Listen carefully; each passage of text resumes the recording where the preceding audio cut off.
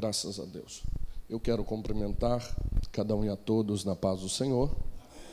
Podeis tomar os vossos assentos.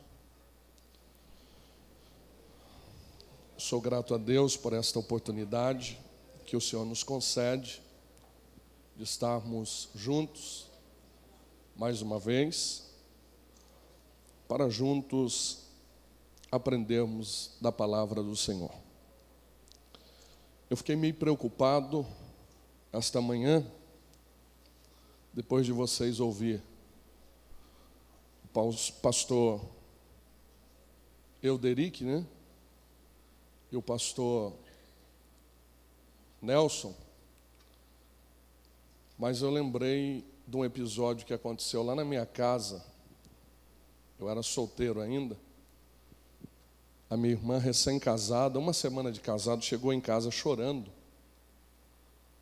E eu sou filho de uma boa mineira. E a minha mãe olhou para a minha irmã e disse: "Por que você está desesperada desse jeito?" Ela: "Sabe o que é, mãe? Eu fui no mercado e eu comprei creme de leite, eu comprei isso, eu comprei aquilo para fazer um jantar especial, mas deu tudo errado. Eu queria fazer uma culinária diferente, mais chique." Minha mãe olhou para minha irmã e disse: "Minha filha, eu vou te dar um segredo. Quando você não souber fazer uma comida chique, se aperfeiçoa num arrozinho com feijão e faz uma covinha refogada, bem feitinha, que vai dar na mesma. E o teu marido vai ficar feliz. Então, não tenho um estrogonofe esta manhã, porque vocês já comeram uma comida bem saborosa. Mas tem um arrozinho com feijão." Amém? Eu não posso dizer o que o pastor Alderi disse assim: "O que vocês querem que eu prego?" Porque esse arrozinho com feijão tem 1 ano que eu estou lutando com ele para entregar hoje aqui. Abra a tua Bíblia. Evangelho de Jesus Cristo, escreveu João, no capítulo de número 19. João 19, versículo de número 38. João 19, versículo 38. Daria até uma mensagem, a primeira expressão do 38, até a vírgula. E depois disso, já daria uma mensagem. Mas eu quero ler 3 versículos, que diz assim: "Depois disto, José de Arimateia, que era um discípulo de Jesus, mas em oculto, por temer os judeus, pediu a Pilatos que lhe permitisse tirar o corpo de Jesus. E com a permissão de Pilatos, ele foi e tirou o corpo de Jesus. E foi também Nicodemos, aquele que anteriormente se dirigia de noite a Jesus, levando quase 100 libras de uma mistura de mirra e aloés. E tomaram o corpo de Jesus e o envolveram em lençóis de linho com as especiarias, como os judeus costumam fazer na preparação para o sepultamento." Amém? Queridos irmãos, é um momento triste da história. É um cenário de pouca luz.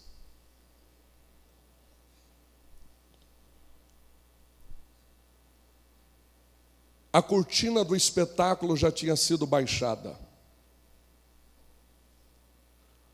O apito final do segundo tempo já tinha dado.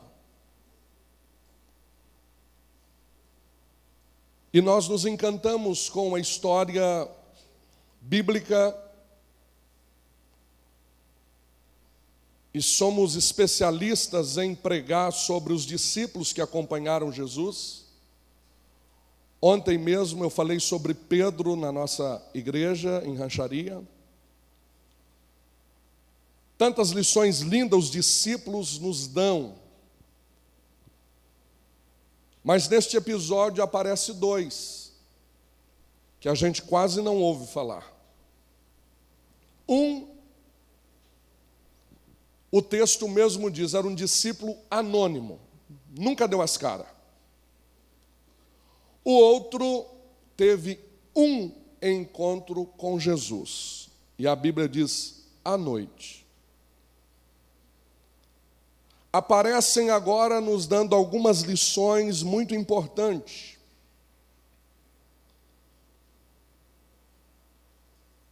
Mostrando para nós a importância de ser um discípulo anônimo.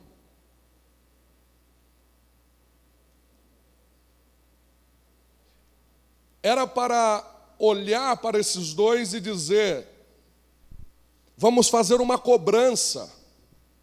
Nicodemos, por que você deu as caras agora?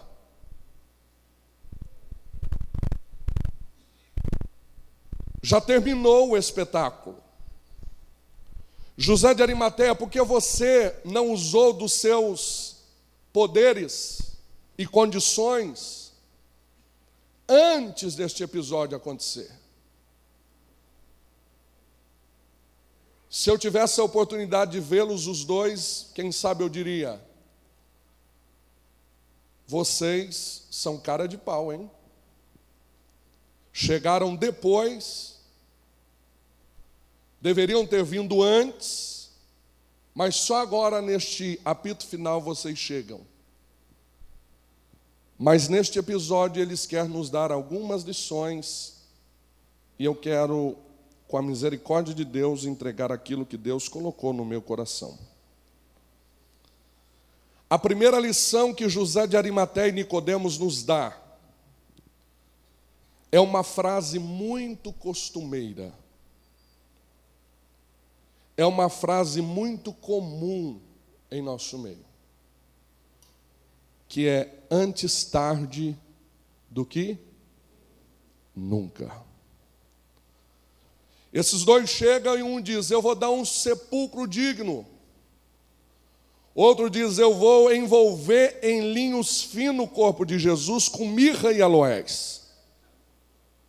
Mas era para vocês terem vindo antes. Não, mas a gente está nos dando esta lição. Antes tarde do que nunca. Mas com quem vocês aprenderam isto? Com o próprio Jesus. Jesus está na última Santa Ceia. E Jesus sabia que Judas iria no outro dia traí-lo. E Jesus pega uma bacia de água, uma toalha e começa a lavar os pés dos discípulos. Se fosse eu e quem sabe fosse um de vocês, ia dizer, eu lavo o pé de todo mundo. Mas desse Judas eu nunca vou lavar. Mas Jesus estava olhando e dizendo, antes tarde do que nunca. Nunca é tarde para amar. Nunca é tarde para estender a mão. Nunca é tarde para fazer o bem. Nunca é tarde para perdoar. Põe os teus pés aqui, Judas, eu quero lavar os teus pés. Porque com Jesus nunca é tarde.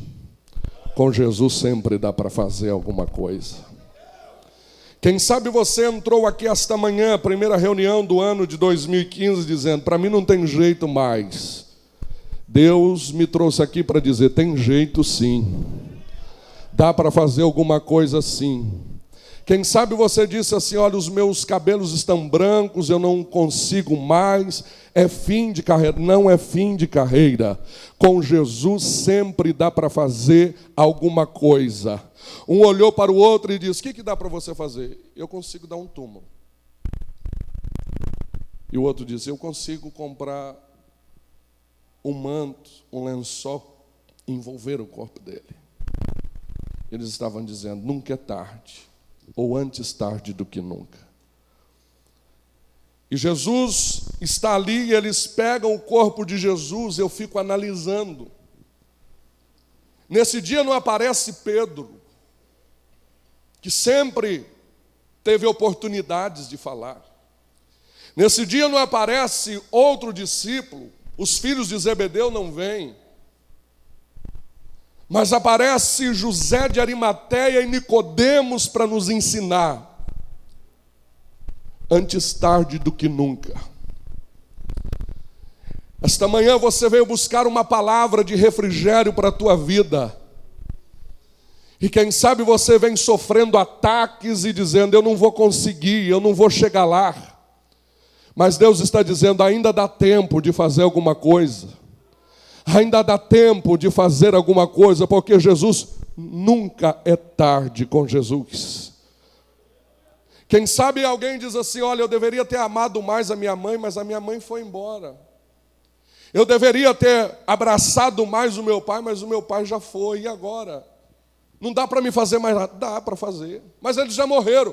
Mas dá para honrar a memória deles. Dá para você olhar para os teus filhos e dizer, o pai não quer que vocês sejam como o pai que nunca abraçou os seus avós, que nunca beijou eles. Dá para estender a mão, dá para amar, porque nunca é tarde para amar. Nunca é tarde para perdoar, nunca é tarde para estender as mãos. E esses dois discípulos chegaram no final de tudo. Mas eles estão dizendo, antes tarde do que? Antes tarde do que? Nunca. A segunda lição que esses dois discípulos anônimos nos dá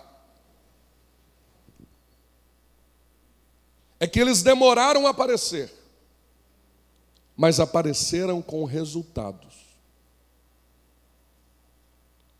Hoje, muita gente aparece, mas sem resultado.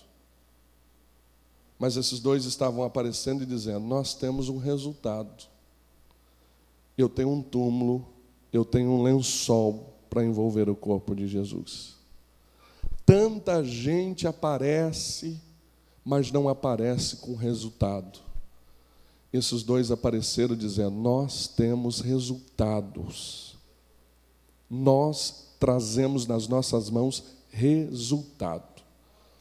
Outro discípulo que a gente não fala muito dele é André, mas esse André nos encanta quando aparece. A primeira aparição de André foi quando Jesus, ele conhece Jesus, e ele não olha para Jesus e diz, esse Jesus vai ser só meu, eu quero ele só para mim. Ele diz, não, eu tenho que aparecer com resultado. Eu tenho que correr atrás do meu irmão Pedro e dizer para ele que nós encontramos o Messias. Eu preciso aparecer, mas aparecer com resultados.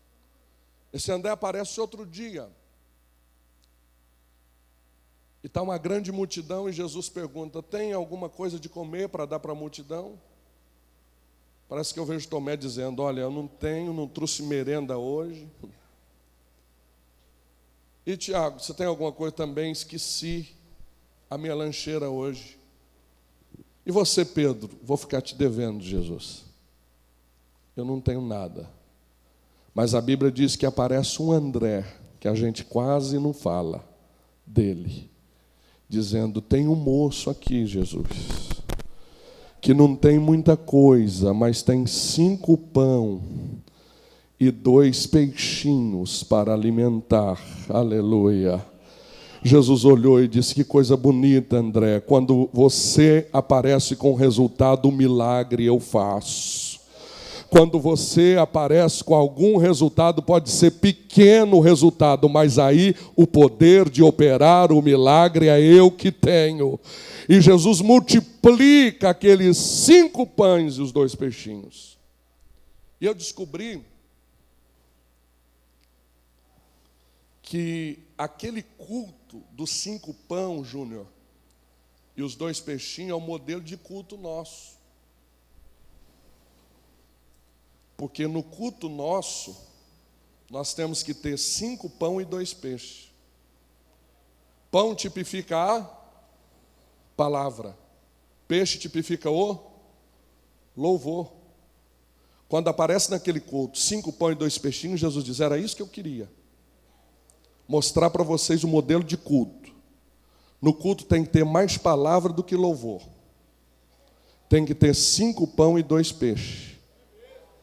E hoje em dia está tendo ao contrário, está tendo 5 peixes E só 2 pãozinhos, e bisnaguinha ainda. Fui pregar num trabalho, cantaram 26 hinos.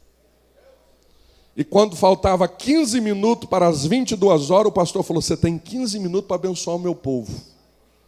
Quando um testemunho faz alguma coisa, naquele dia eu fiquei muito triste, pastores, porque eu vi que tinha mais peixe do que pão.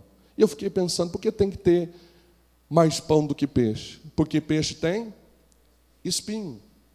E se o povo come muito peixe, é arriscado engasgar.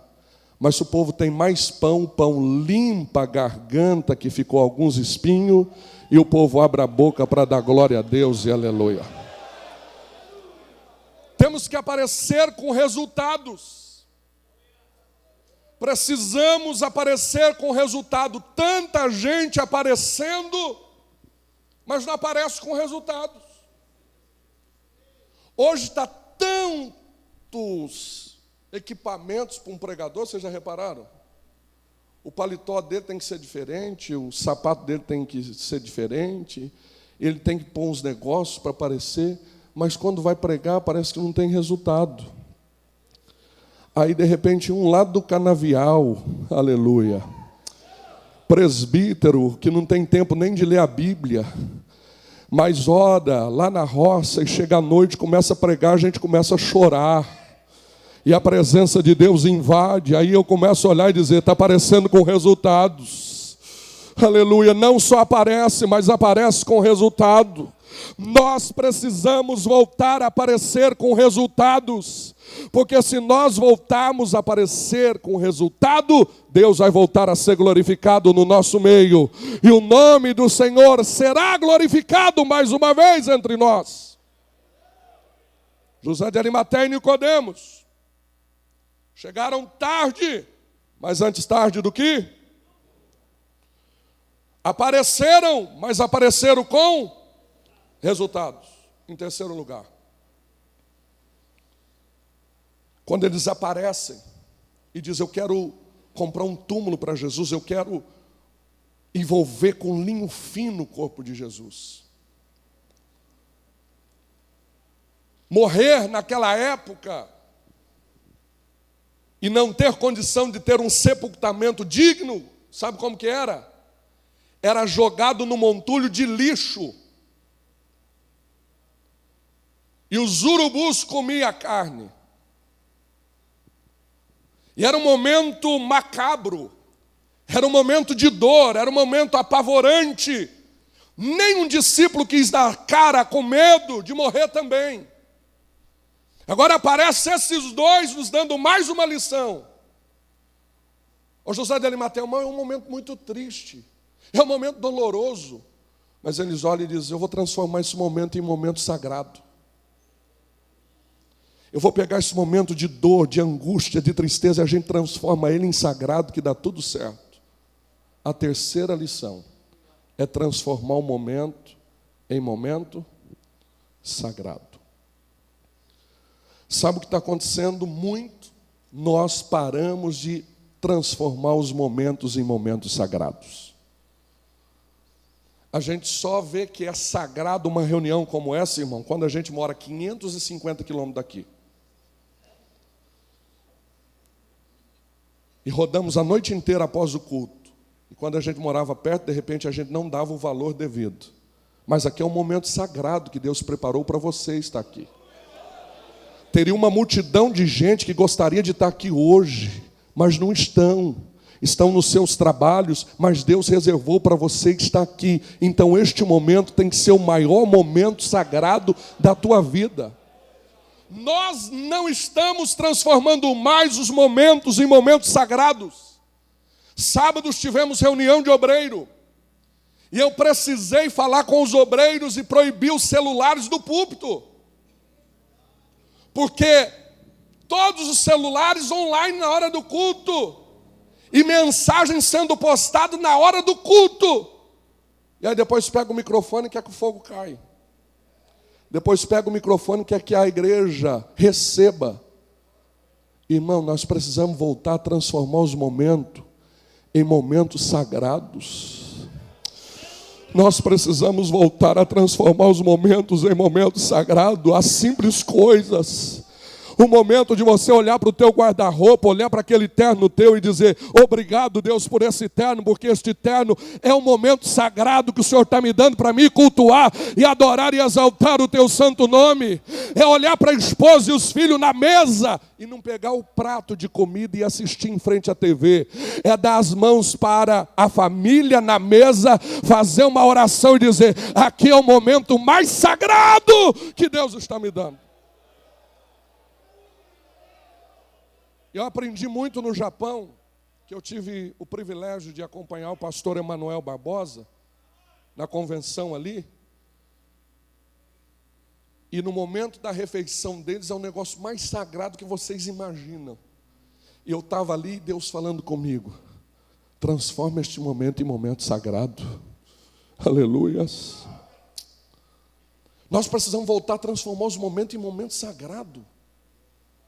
Eu vou pregar mais uma mensagem. Você não pode pensar que vai pregar mais uma mensagem. Você tem que sair da tua casa dizendo: eu vou pregar a mensagem hoje. Eu vou mais para um culto. Você não está indo para mais um culto, você está indo para o culto, onde Deus vai ser glorificado e exaltado. Eu vou passar lá na oração, porque só tem meia dúzia de gente orando. Não é mais meia dúzia orando, é você chegar lá e falar: olha, 6 comigo é 7, e nós vamos orar aqui, o céu vai abrir, Deus vai voltar a curar, Deus vai voltar a batizar, porque o momento tem que ser sagrado. E se a gente não tomar cuidado, a gente passa batido e o momento não fica mais sagrado. Não fica. E eu vou revelar algo para os irmãos, que eu sou corajoso. Porque eu já contei isso para uns colegas, falaram: não conta isso nunca no Belém. E quando fala para não contar, é que eu conto. Deus abriu uma porta grande para mim, que foi nessa casa. A maioria de vocês sabe disso. Que eu preguei a primeira vez aqui, foi o dia 6 de julho de 2009. E aquele dia Deus falou: hoje eu vou pegar esse mineiro e tirar ele da prova. E Deus foi bom comigo e para minha casa. Mas em 2011 eu estava meio inchado. Eu cheguei a receber 12 ligações por dia para me atender companheiros. E eu cheguei para minha esposa e falei assim: filha, a partir de hoje a oferta é X. E menos de 500 crentes nem fala que eu vou, porque a agenda já está fechada. Eu fiquei prepotente. E eu falei: olha, o hotel tem que ser assim, a comida assim. Tadinho de mim, irmão. E eu fui convidado pelo pastor José Wellington Júnior para um grande evento da CPAD, preletor. E quando eu cheguei lá e vi minha foto, pastores, do tamanho dessa parede, eu falei: só vai dar eu aqui. E os cantores da Patmos, eu falei: eu sou o cara. Tadinho de nós. Quando eu abri a Bíblia, irmãos, eu não dei conta de pregar 20 minutos. E eu falava: meu Deus, aqui era o único lugar que eu não podia me queimar. E o pastor do Wellington olhando, ficando vermelho. E eu tentando ir na casa de Zacarias. Zacarias já tinha saído com Isabel. Eu falei: agora eu encontro com Abraão, mas ele tinha subido Moriá. Eu falei: meu Deus, agora eu pego Jacó no Val de Jaboque, ele já tinha sido transformado em Israel, estava do outro lado. E a palavra sumiu da minha mente, e uma voz dizia: você não é nada, é eu que faço, transformo o momento em momento sagrado.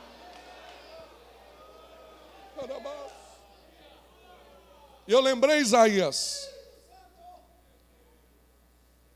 Aproveitando aqui o pastor Isaías, o pastor Alderi já disse, esteve lá cooperando.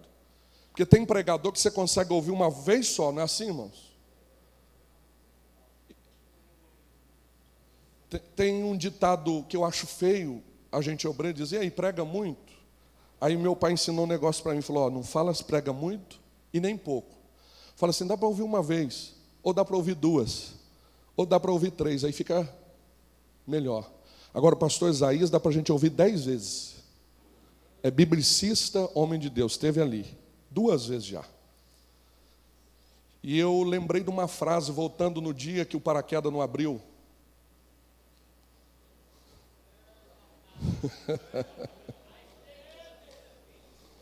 Eu lembrei da minha avó um dia dizer para mim, eu pensei que nunca eu ia viver aquilo. Meu filho, um dia subiu um pregador tão exaltado no púlpito e desceu tão humilhado, que se ele tivesse subido como ele desceu, tinha dado certo. Eu vivi aquilo. Chegaram os obreiros ali, vai pôr material para vender. Eu falei, não quero vender nada, eu quero ir embora. Numa angústia no coração, liguei para minha esposa. Cheguei em São Paulo, desci aqui no aeroporto. Não conseguia nem chorar. Congregando com o pastor Antônio. E terça-feira eu tinha que ensinar, lá no Matão. E eu estava vazio, eu senti que o Espírito Santo saiu da minha vida. Eu falei para minha esposa, o Espírito Santo saiu domingo da minha vida. Ela falou, para de falar isso. Eu falei, eu não estou sentindo nada. Não sei se vocês sentiram isso. Aí terça-feira eu ia ensinar no Matão. Quando eu cheguei no Matão, eu falei, o que eu vou pregar para o povo hoje? O pastor Antônio estava lá. Foi Deus que mandou esse homem lá. 3 anos que ele não ia lá na congregação do Matão. Quando ele chegou, eu falei, eu não tenho dúvida que foi o Senhor, Deus que trouxe o Senhor aqui. E aí ele pregou a palavra, depois do culto eu fui confessar os meus pecados para ele. Aí eu falei, pastor Antônio, aconteceu isso e isso. Ora por mim, pastor. Ele só deu um tapinha nas minhas costas e falou, olha, ainda bem que você acordou a tempo.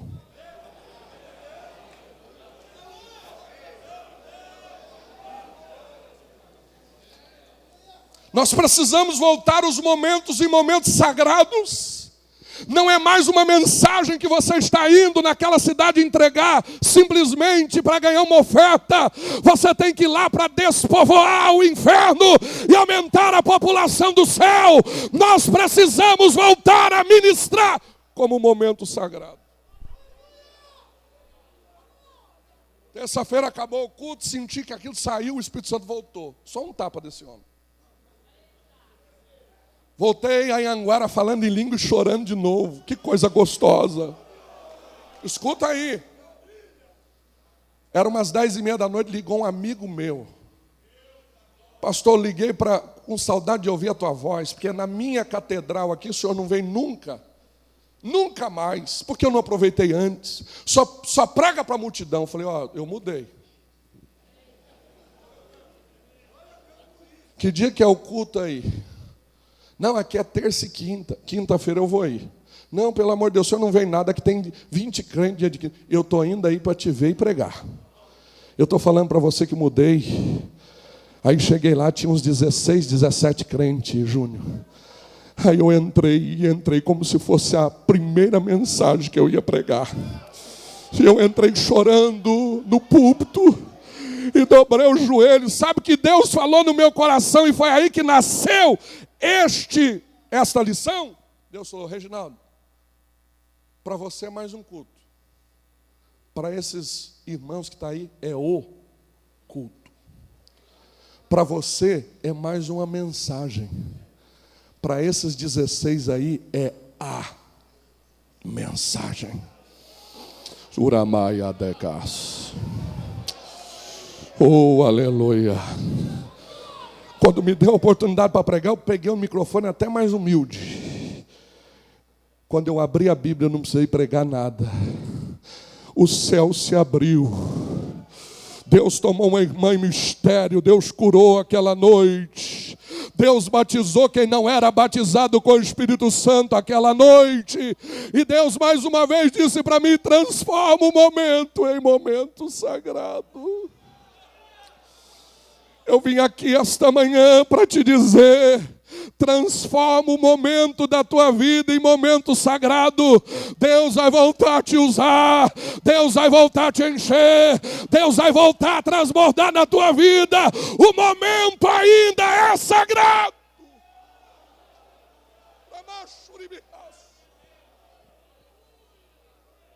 Se a gente não tomar cuidado, a gente vira profissional de púlpito. Se a gente não tomar cuidado, a gente prega só aquilo que o povo quer ouvir, esquece de ouvir a voz de Deus. Mas esta manhã Deus me trouxe aqui para te dizer, o momento ainda é sagrado, o momento ainda é sagrado, o momento ainda é sagrado.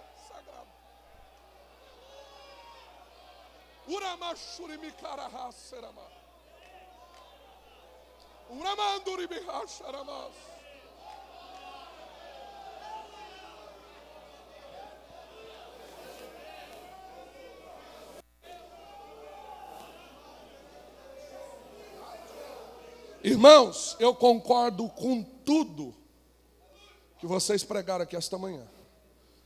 Mas receba esse ovinho frito. Pode ter tanta coisa boa para a gente usufruir nessa terra. Mas se o momento não ser sagrado, carro novo não serve. Casa boa não serve. Aliás, depois que eu encontrei com Jesus, eu parei até de chamar minha casa de casa. Eu chamo de lar. O momento tem que ser sagrado. E nós precisamos tomar cuidado que os nossos púlpitos, e eu não sou aquele pregador que falei, aqui não tem. Se não tivesse, eu não tinha falado.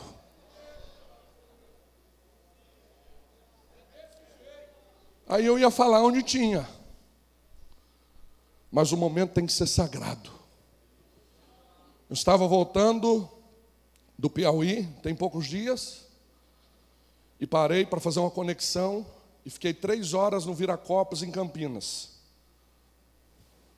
E ali vi bastante homens de Deus, amigos, mas teve um pastorzão, que eu falei, eu vou aprender um pouco com ele. E sentei do lado dele, falei, o senhor tem quanto tempo? Eu vou ficar 4 horas. Eu falei, eu 3 horas? Eu falei, vou ter 3 horas de experiência. Tadinho de mim, se eu esperasse alguma coisa boa dele. Resumindo, eu olhei para ele e falei, onde o irmão congrega? Ele falou, rapaz, eu congrego em tanto lugar que eu nem sei quem é o meu pastor. Aí eu fui mais fundo, sabe, pastor Alderi? Eu falei, mas o irmão toma ceia aonde? Ele falou, rapaz, faz uns 7, 8 meses que eu não tomo ceia. Não transforme mais. Eles não estão transformando mais o momento em momento sagrado. Nós precisamos voltar a transformar os momentos em momentos sagrados. Nós precisamos voltar a valorizar este púlpito que Deus nos deu, o púlpito da tua congregação, onde você pastoreia. Pastor, mas lá é pequenininho. Se você transformar o momento lá em momento sagrado, Deus vai voltar a falar lá. Deus vai voltar a te usar lá. Deus vai voltar a fazer milagre lá. Pastor, a minha agendinha é pequenininha, mas se o momento for momento sagrado, vai ter batismo com o Espírito Santo, vai ter salvação de alma, porque o momento tem que ser sagrado. Quem entende esta palavra? Quem entende esta palavra? Quem entende esta palavra? Se você puder, põe a mão no ombro de quem está do teu lado e diga, o momento tem que ser sagrado.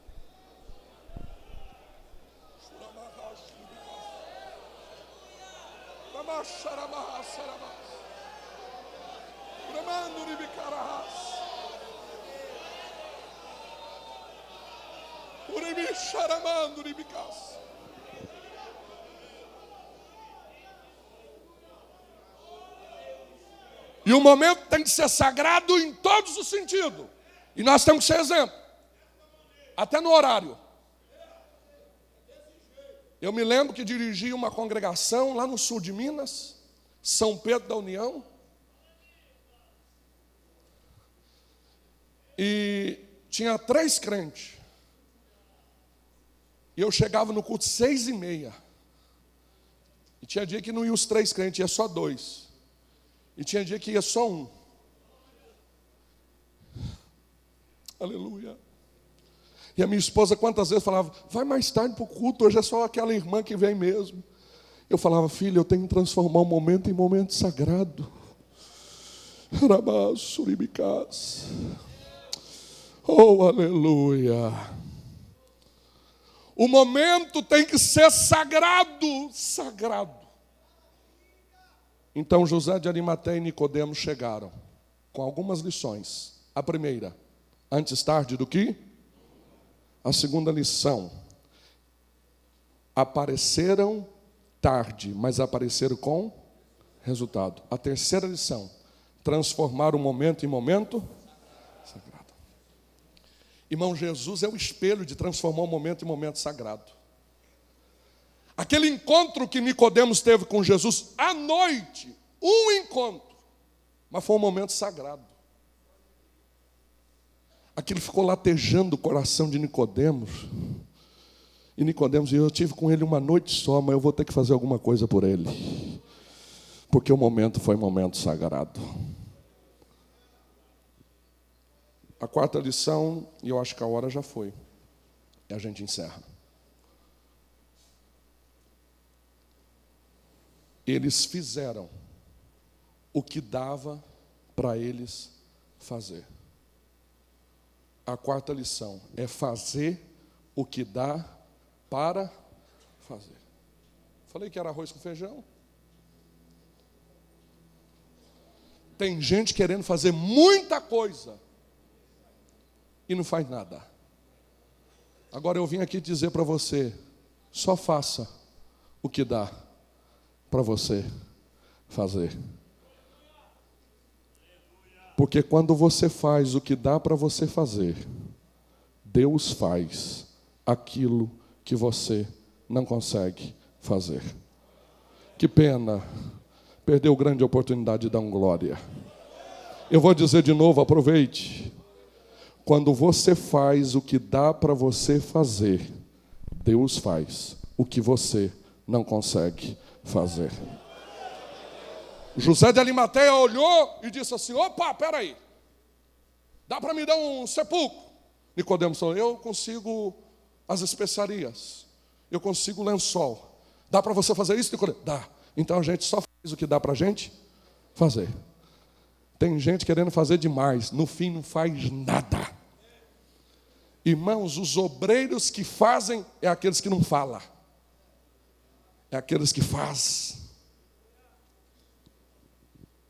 Quando nós fazemos o que dá para nós fazer, Deus faz o que a gente não consegue fazer. Você tem feito o que dá para você fazer? Se você tem feito o que dá para você fazer, fique em paz. Este ano, Deus pode fazer o que você não consegue fazer. Oramante orebagai.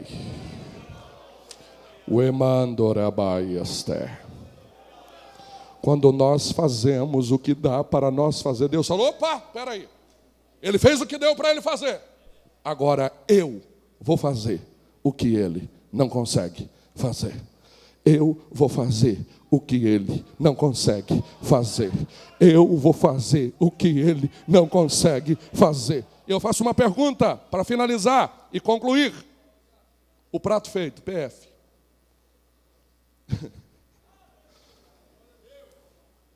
Você tem feito o que dá para você fazer? Responda para você mesmo. Você tem feito o que dá para você fazer? Eu tenho feito o que dá para me fazer? Aleluia. Deus está falando com pelo menos um crente aqui esta manhã. Quando nós fazemos o que dá para a gente fazer, Deus não é injusto. Deus olha e diz, ele está fazendo a parte dele, agora eu faço a minha. Ele está fazendo a parte dele, eu faço a minha agora. Eu faço a minha agora.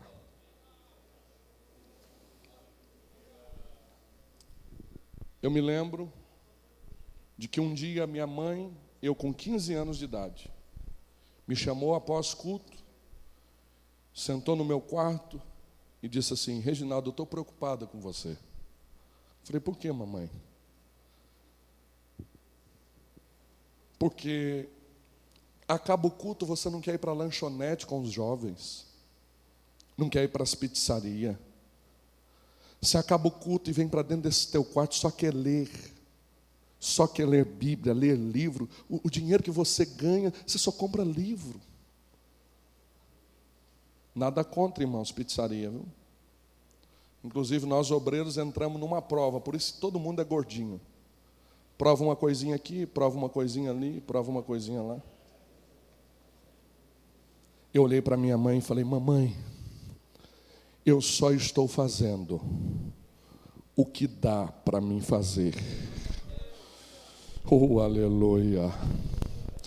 Quando nós fazemos o que dá para nós fazer, Deus faz o que a gente não consegue fazer. Eu encerro dizendo: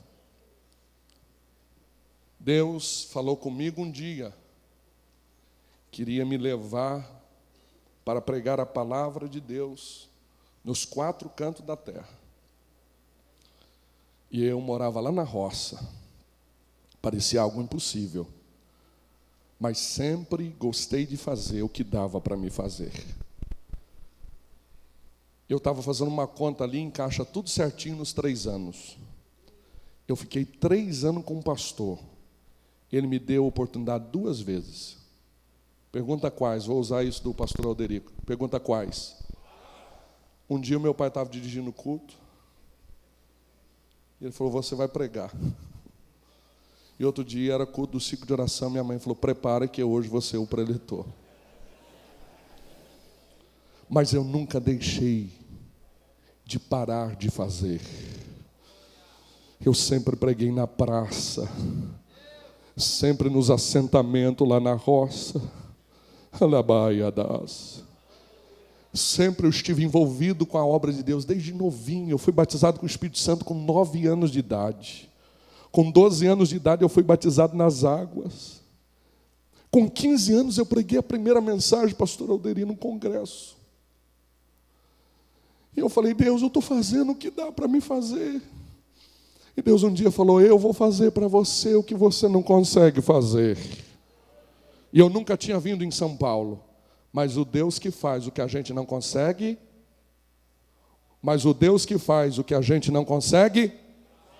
veio aqui em São Paulo. Me mostrou em sonho para o pastor José Wellington. E aí Deus falou: agora eu fiz o que você não consegue fazer.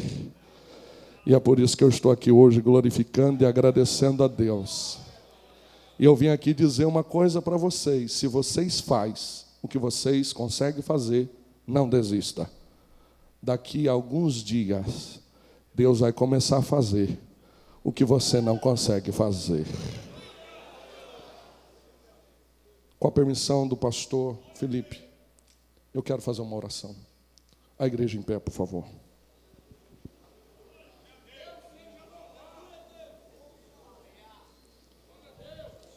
Deus olhou para José de Arimateia e falou: você fez o que dava para você? Você fez o que dava para você? Aí Deus falou: agora eu vou fazer para ele o que ele não consegue fazer. Vocês acham que o povo sai daqui para Israel para comer a tilápia nossa, que é chamada de São Pedro lá? Vocês acham que o povo procura o pastor Paz, Serginho Paz, para ir para Israel só para ver as ruas apertadas?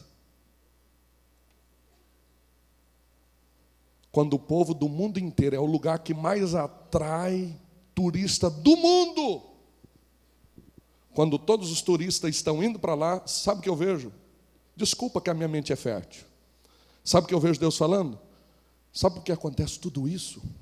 Porque um dia, um homem por nome José de Arimateia fez o que dava para ele fazer, me emprestando um túmulo por 3 dias. Agora eu vou soprar o nome desse túmulo na terra, e eu vou atrair todos os turistas do mundo. Até o Papa queria comprar, Deus falou: não vai comprar, porque aí foi um pequeno por nome de José de Arimateia que fez um dia o que dava para ele fazer. Agora eu estou fazendo para esta nação o que eles não conseguem fazer. Porque quando nós fazemos o que dá para a gente fazer, Deus faz para a gente o que a gente não consegue fazer. Fecha os teus olhos. Com toda a nobreza eu quero orar contigo. Eu estou sentindo algo da parte de Deus aqui esta manhã. estou sentindo que obreiros chegaram aqui dizendo: eu tenho feito tanto e parece que não vejo. Parece que ninguém me recompensa. Ouve a voz deste jovem pastor dizendo através do Espírito Santo: continue fazendo, continue fazendo, continue fazendo, continue fazendo, continue fazendo, continue fazendo, continue fazendo, continue fazendo, porque quando você faz o que dá para você fazer, Deus faz o que você não consegue fazer. De olhos fechados, vamos orar. Senhor, meu Deus e meu Pai, aqui está o teu povo reunido. Obrigado por esta manhã que o Senhor nos ensinou desde o primeiro horário. Obrigado pelo privilégio que o Senhor nos dá de estarmos envolvidos com a tua palavra. Obrigado, Deus, porque o Senhor tem nos dado a graça de fazer aquilo que dá para a gente fazer. Senhor, continua abençoando os teus filhos este ano de 2015. Senhor, que por mais que muitos, quem sabe, não serão alcançados por aquilo que gostariam de ser, mas se eles conseguirem fazer o que dá para eles fazer, eu não tenho dúvida de que o Senhor vai fazer o que a gente não consegue fazer. Receba o renovo esta manhã. Receba a graça de Deus esta manhã. Uramanti urebai astera machara manai. Aleluia, reunião de obreiro, mas pode falar em línguas estranhas, pode sentir o renovo da parte de Deus. A graça de Deus está aqui. Aleluia, Deus me deu a graça de ser um jovem pastor presidente, mas o fogo do Espírito ainda queima na minha alma. A presença de Deus ainda faz eu ser cheio do Espírito Santo. Seja renovado esta manhã, seja envolvido esta manhã. Se você tem coragem, abrace pelo menos 3 companheiros. É manhã de confraternização. E só diga isso para ele: só faça o que dá para você fazer.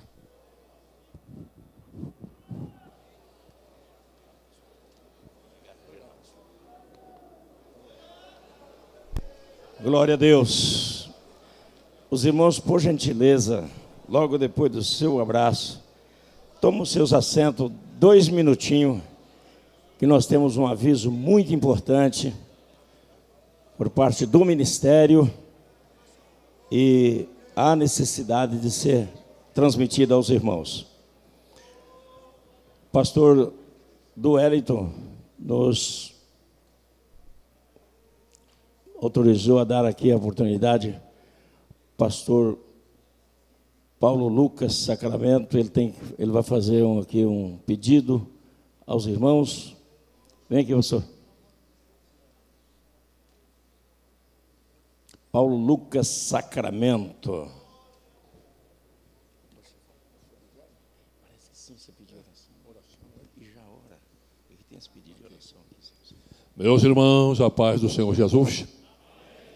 Bom é estarmos aqui na presença do Senhor, aprendendo o que há de melhor através do seu Santo Espírito.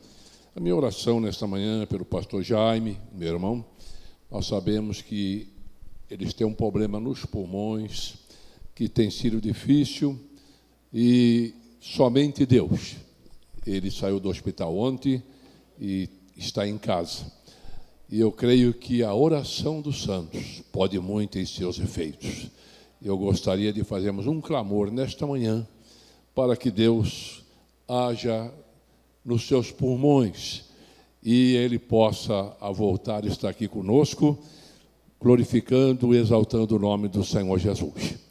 Temos mais um pedido de oração em favor da família do doutor Jackson Pedro, que dormiu no Senhor Jesus nesta madrugada com um infarto. Pastor Rivaldo está pedindo. Nos coloquemos em pé e vamos orar ao Senhor então, fazendo este clamor. Quem concorda com isso? A Bíblia diz: se 2 de vós concordarem aqui na terra, Ele vai ouvir lá no céu.